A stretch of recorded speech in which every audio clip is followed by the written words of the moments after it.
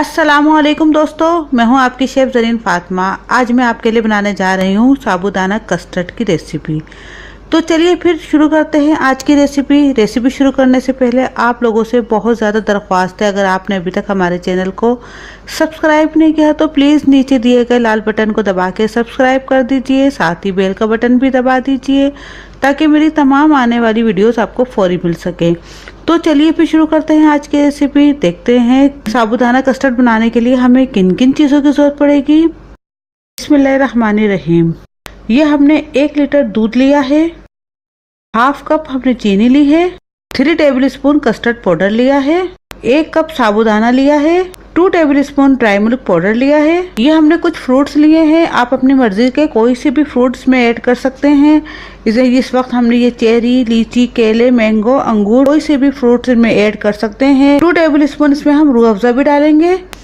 सबसे पहले हम साबूदाने को अच्छी तरह धो लेंगे। हमें इसको इतना धोना है कि इसका ये जो सफ़ेद कलर नज़र आ रहा है ये बिल्कुल ख़त्म हो जाए और बिल्कुल साफ़ पानी में तब्दील हो जाए। कभी कभी तो ऐसा होता है कि 1-2 वॉश से ही ये बिल्कुल साफ़ क्लियर पानी हो जाता है इसका, लेकिन कभी ऐसा होता है कि 3 से 4 दफ़ा में आपको बिल्कुल साफ़ क्लियर इसका पानी मिलेगा। अभी देखिए अच्छे से वॉश हो चुका है। अब इसको पानी में हम बॉईल कर लेंगे। ये हमने 2 गिलास पानी डाले हैं और अब जैसे ही पानी उबलता है तो इसके अंदर हम साबूदाना ऐड कर लेंगे। अभी देखिए पानी उबल चुका है। अब इसके अंदर हम साबूदाना डाल लेंगे। अब इसको हम दरमियानी गैस पे तकरीबन 13 से 14 मिनट तक के लिए पकने के लिए छोड़ देंगे।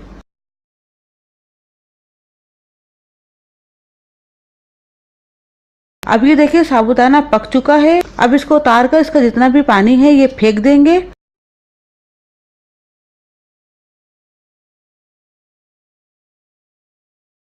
अब ये देखें पानी हमने इसका फेंक दिया। अब इसको हम एक पानी से और धो लेंगे।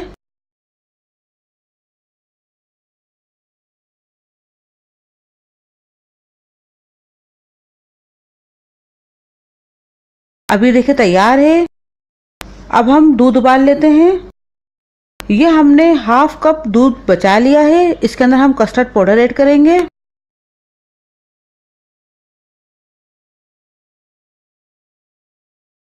अब ये देखें दूध उबल चुका है। अब इसके अंदर हम चीनी ऐड कर लेते हैं। अब चीनी के हम घुलने तक का वेट करते हैं। अब ये देखें चीनी अच्छे से घुल चुकी है।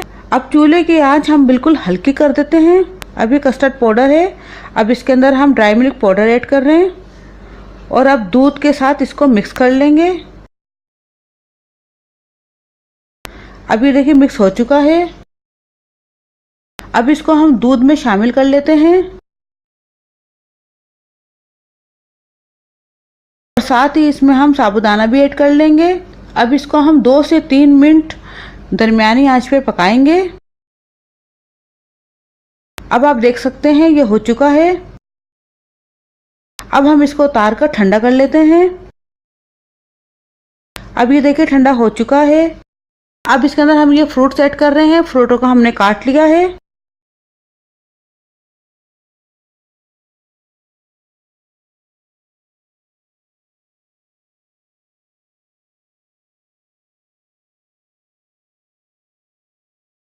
अब इसके अंदर हम रूह अफ़ज़ा भी ऐड कर लेते हैं।